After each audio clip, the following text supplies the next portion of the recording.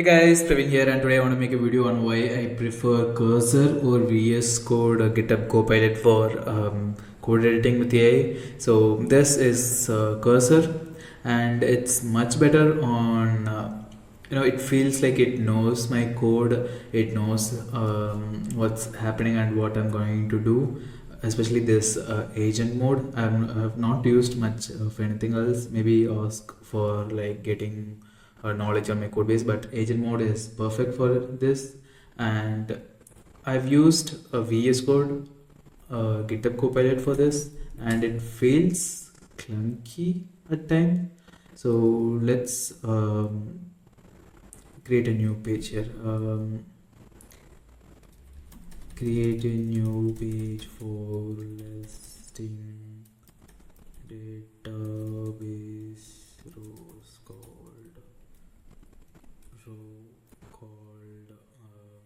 users and a super base. So yeah, let's see how well this does, and look at the speed at which this does it.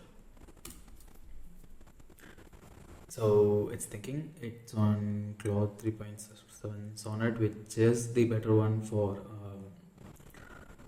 front end coding, especially. And it's saying to add these things, so that's adding and it's working. So yeah, this is the part that takes a while. So it's going through it one file by one. It's going to take a while for that. Perfect. Okay, it wants me to create a folder.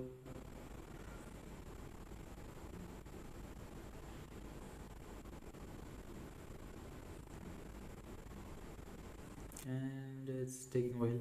Yeah, you get it. Even the creating specific code files even takes even longer. So let me just stop this. Stash everything.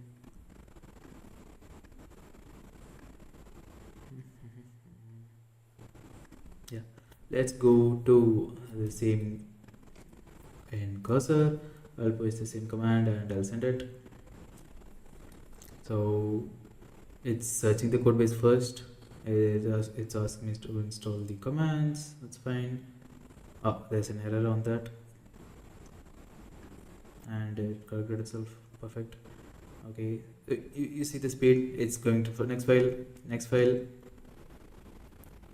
It's going to the next file. It's creating all the files that it need, and it's much faster than any other things that we used, and it's very good at finding lint errors, especially. So I just need to set up the lints, and it's going to auto fix the lint errors everywhere.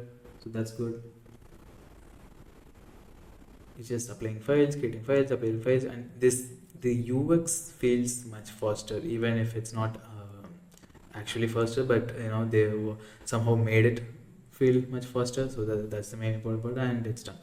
So we can just click accept all, and all the pages are done. So yeah, this is the main difference that I've seen. And even inline editing, so inline editing like this is much intuitive, and especially all the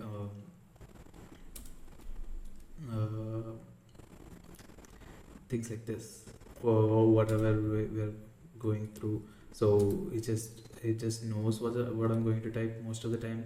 It's very easy to use, and it just gets out of the way while I'm coding. But here I'm not sure if it gets out of the way, because it takes a while. It's very clunky, and it feels like it's going to get there, but Cursor wins on the UX side easily.